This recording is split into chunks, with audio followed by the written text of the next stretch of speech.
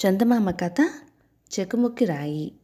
పూర్వకాలమందు ఒక సిపాయి యుద్ధం నుంచి తిరిగి తన దేశం పోతున్నాడు. దారిలో వానికి ఒక భూతం ముసలిదాని రూపంతో ఎదురుపడి, ఏమయ్యా సిపాయి, నిన్ను నీ వేషము చూడగా గొప్ప ధైర్యవంతుడిలాగా కనబడుతున్నావు. మరి నీకు కోరినంత ధనం దొరికే ఉపాయం చెప్తాను, నేను చెప్పినట్టు చేస్తావా అని అనింది. అయ్యో, అంతకంటేనా? ఆ ఉపాయం ఏమిటో చెప్పు అన్నాడు సిపాయి. అదిగో ఆ చెట్టు చూసావా, దాని లోపలంతా డొల్లగానే ఉంటుంది. నీవు చెట్టెక్కి ఆ డొల్లలో దిగు. నీ నడుముకి ఒక మేకు కడతాను. నీవు లోపల నుంచి ఎప్పుడు పిలిస్తే అప్పుడు మేకు పట్టి లాగుతాను. నువ్వు బయటకు వచ్చేసేయచ్చు అని చెప్పింది ముసల్ది. సరే అన్నాడు సిపాయి. అప్పుడు చెట్టు లోపలికి దిగిన తర్వాత ఏం చెయ్యాలో ఆ ముసల్ది ఇలా చెప్పసాగింది. కిందకి దిగగానే ఒక పెద్ద చావడి, వసార, 3 గదులు కనపడతాయి. చావడిలో ఎప్పుడు 1000 దీపాలు వెలుగుతూ ఉంటాయి. మొదటి గది తెరవగానే మధ్యలో ఒక పెద్ద భోషానము, దానిపైన ఒక భయంకరమైన కుక్క కనపడతాయి. ఇదిగో ఈ నీలి తివాచి నీకు ఇస్తున్నాను. ఇది నేల మీద పరిచి కుక్కని ఎత్తి దాని మీద పడుకోబెట్టావంటే అది నిన్నేమి చేయదు. అప్పుడు భోషానంలో ఉండే రాగి నాణాలు నీకు ఇష్టం వచ్చినని తీసుకోవచ్చు. ఒకవేళ నీకు రాగి నాణాలు అక్కర్లేకపోతే 2వ గది తెరువు. అక్కడ భోషానం నిండా వెండి నాణాలు, దానిపైన ఒక భయంకరమైన కుక్క కనబడతాయి. కుక్కను తివాసి పైన పడుకోబెట్టి నువ్వు మోయగలిగినన్ని నాణాలు తెచ్చుకో. రాగి వద్దు, వెండి వద్దు, బంగారం మీద మోజుంది అంటావా? 3వ గది తెరువు. ఈ గదిలో భోషానం మీద మరింత భయంకరమైన కుక్క ఉంటుంది. దాని తివాసి మీద పడుకోబెట్టి కావలసినంత బంగారం తెచ్చుకో అని ముసల్ది రహస్యాలన్నీ వెల్లడించింది. అప్పుడు సిపాయి ఇలా అన్నాడు, పెద్దమ్మ, నువ్వు చెప్పిందంతా బానే ఉంది. అయితే ఏ ఉపకారము లేకుండా ఇటువంటి రహస్యం ఎవరు చెప్పరు కదా. తెచ్చిన ధనంలో నీకే పాటి వంతు కావాలో ఇప్పుడే తేల్చు, తర్వాత పేచీ పెడితే కుదరదు అన్నాడు. నువ్వు కష్టపడి తెచ్చుకునే ధనంలో నాకొక్క దమ్మిడి అయినా వద్దు. నీవు తెచ్చేటప్పుడు ఆ వసారాలో కనిపించే చెకుముకి రాయి మాత్రం నాకు తెచ్చివ్వు అని చెప్పింది. మా అమ్మమ్మ బ్రతికి ఉండగా ఒక మాట అక్కడికి వెళ్ళి దాన్ని మర్చిపోయి వచ్చింది. అది తెచ్చి పెట్టావంటే ఆవిడ జ్ఞాపకార్థం మేము దాన్ని జాగ్రత్తగా పెట్టుకుంటాము అని ముసల్ది చెప్పింది. సిపాయి సరేనన్నాడు. సిపాయి నడుముకి ముసల్ది మేకు బిగించింది. తన నీలి తివాసి చేతికిచ్చింది. అతను చెట్టు లోపల నుంచి కిందకి దిగి వసారా మొదటి గది తెరిచాడు. భోషానం మీద కూర్చున్న కుక్క బంతులేసి కళ్ళతో సిపాయి వైపు భయంకరంగా చూస్తుంది. అతను జంకు లేకుండా కుక్కను ఎత్తి నీలి తివాసి మీద ఉంచి, ఓయి నేస్తం, హాయిగా తివాసి పైన కూర్చో అన్నాడు. కిక్కురు మనకుండా ఆ కుక్క పడుకుంది. అప్పుడు సిపాయి భోషానం తెరిచి జోబుల్లో పట్టినన్ని రాగి నాణాలు నింపుకొని తిరిగి భోషానం మూసివేసి కుక్కను మళ్ళీ దానిపైన కూర్చోబెట్టాడు. తర్వాత అతను 2వ గది తెరిచేసరికి బండి చక్రాలంతేసి కళ్ళతో భోషానం మీద కుక్క భయంకరంగా చూస్తుంది. మునుపటిలాగానే ఈ కుక్కని నీలి తివాసి పైన పడుకోబెట్టి భోషానం మూత తీసేసరికి అతని కళ్ళు జిగేల్మన్నాయి. జేబుల్లో ఉన్న రాగి నాణాలన్నీ అక్కడే విసిరేసి ఈసారి జేబుల్లోనూ సంచుల్లోనూ కూడా వెండి నాణాలు నింపుకొని మళ్ళీ భోషానం మూత పెట్టేసి కుక్కను దానిపైన కూర్చోపెట్టి 3వ గది దగ్గరికి వెళ్ళాడు. ఇక్కడ ఉండే కాపలా కుక్క సామాన్యమైంది కాదు, బ్రహ్మరాక్షసంత భయంకరమైంది. దీని కళ్ళు గుడి గోపురాలంతేసి ఉన్నాయి. దీన్ని చూడగానే సిపాయికి కాస్త జంకు కలిగింది కానీ గుండె నిబ్బరం చేసుకున్నాడు. దీన్ని కూడా నీలి తివాసి పైన పడుకోబెట్టి భోషానం తెరిసేసరికి దాని నిండా బంగారు నాణాలున్నాయి. సిపాయి కళ్ళు మిరుమిట్లు గొలిపాయి. ఆ మట్టున జోబీలోనూ సంచిలోనూ ఉన్న వెండి నాణాలు విసిరేసి ఈసారి జోబీల్లోనూ సంచిలోనే కాకుండా టోపీల నిండా, జోళ్ల నిండా ఎక్కడ ఉంటే అక్కడ పట్టినన్ని బంగారు నాణాలు నింపుకున్నాడు. తర్వాత భోషానం మూసివేసి కుక్కను దానిపైన పెట్టి చెట్టు మొదలకు వచ్చి, పెద్దమ్మా లాగింకా అని అన్నాడు.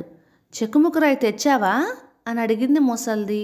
అయ్యో మరిచానే అని వెనక్కి వెళ్ళి చెకుముకురాయి చేత పట్టుకొని వచ్చి మళ్ళీ ఈసారి లాగు అని అన్నాడు. ముసల్ది మేకు లాగింది. సిపాయి బయటకు వచ్చి, ఇదిగో చెకుముకురాయి, దీంతో ఏం చేస్తావో చెప్పు అని అడిగాడు. ఆ గొడవంతా నీకెందుకు? నీకు ధనం దొరికే ఉపాయం చెప్పాను. ఆ ప్రకారం వెళ్ళి నీవు ధనం తెచ్చుకున్నావు. ఈ ఉపకారానికి బదులు నేను కోరిన చెకుముకురాయి నాకు ఇవ్వడమే న్యాయం. కనుక నా చెకుముకురాయి ఇచ్చేసి నీ దారిన నువ్వు వెళ్ళు అని ముసల్దనింది. రాయి సంగతి చెబితే గాని వల్ల కాదని సిపాయి, ఇదివరకే చెప్పాను కదా అని ముసల్ది ఇద్దరూ జగడమాడుకున్నారు. చివరికి ముసల్ది మొండు పట్టు పట్టేసరికి సిపాయి చర్రున కత్తి తీసి ఆమె పీక తెగ కోసేశాడు. ముసలిదాని పీడ అంతటితో వదిలిపోయిగానే సిపాయి తన ధనమంతా నీలి తివాసీలో కట్టి భుజాన వేసుకొని చెకుముకురాయి జోబులో వేసుకొని 4 ఆమడల దూరంలో ఉన్న బస్తీ చేరుకున్నాడు. సిపాయికి ఇప్పుడు ధనం బాగా చేతుల్లో ఆడుతూ ఉండటం వల్ల సదుపాయంగా భోజనం అమరింది. కోరిన దుస్తులు వేసుకుంటున్నాడు. ఒక సత్రంలో పెద్ద గది తీసుకొని దర్జాగా కాలక్షేపం చేస్తున్నాడు. అతని వేషము, అతని భాగ్యము చూసి అనేక మంది సిపాయిని ఆశ్రయించి ఊళ్ళో జరిగే ఊసులు పిచ్చాపాటిగా చెప్పేవారు.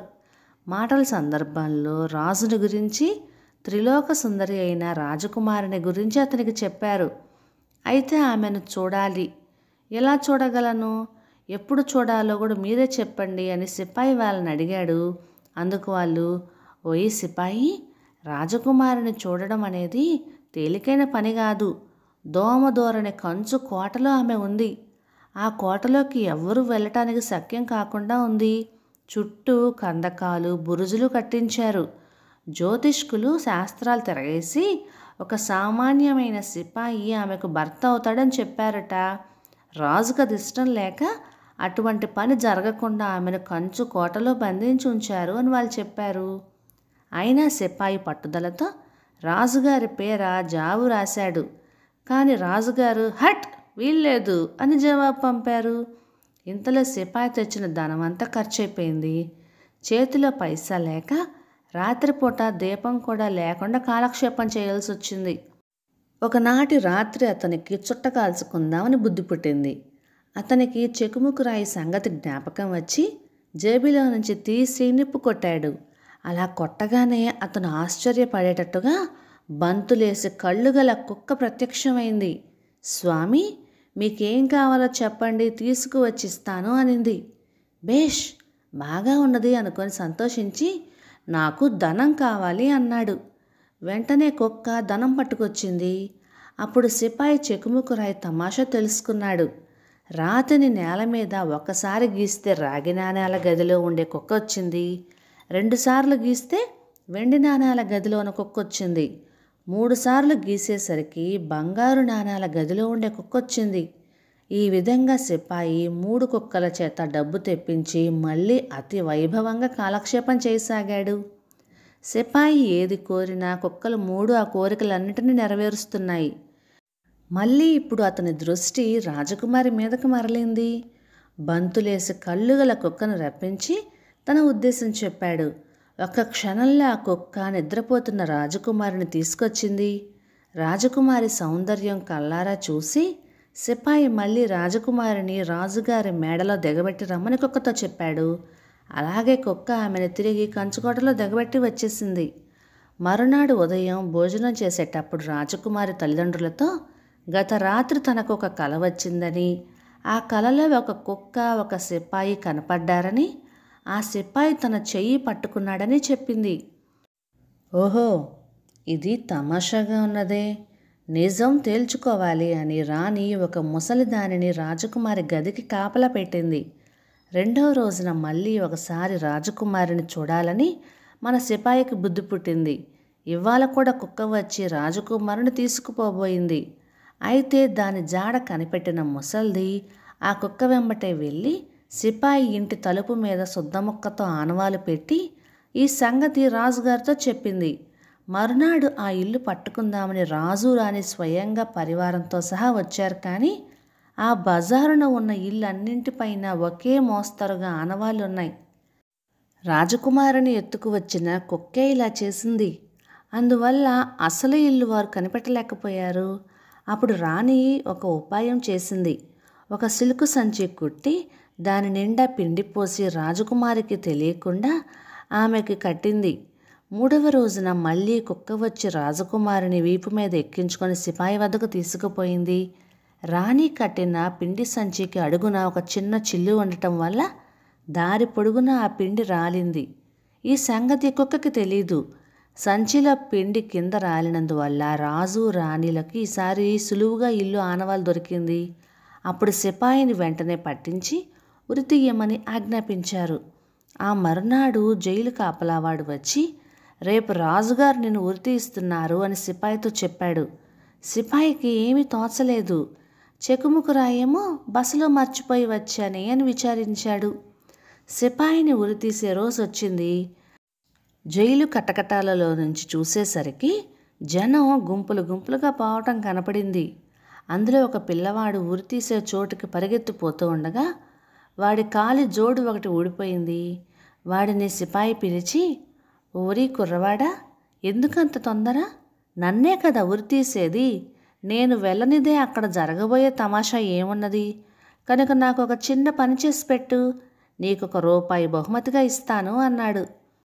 కుర్రవాడు సంతోషంతో ఒప్పుకునేసరికి సిపాయి తన ఇల్లు ఆనవాళ్ళు చెప్పి అక్కడ ఉన్న చెకుముకు రాయి తెచ్చి పెట్టమన్నాడు. నిమిషంలో ఆ కుర్రవాడు చెకుముకు రాయి తెచ్చి ఇచ్చి బహుమతి తీసుకొని వెళ్ళిపోయాడు. ఉరితీసే వేళకు జనం అపరిమితంగా మూగారు.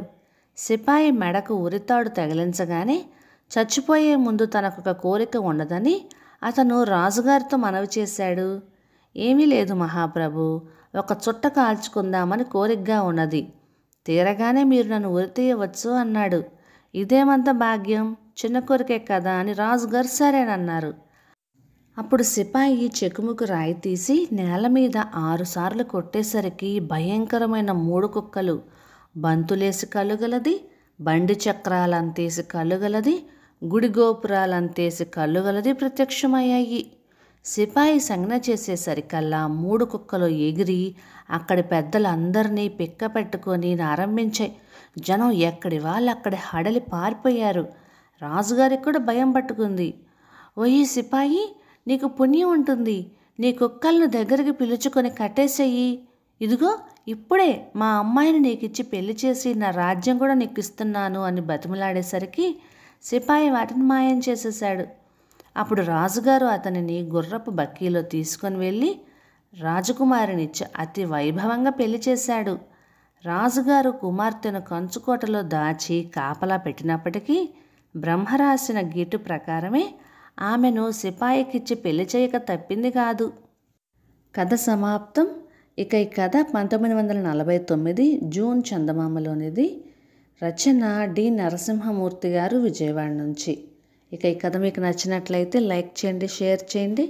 ఇలాంటి మరెన్నో మంచి తెలుగు కథల కోసం మన ఛానల్ని సబ్స్క్రైబ్ చేయండి. Thank you.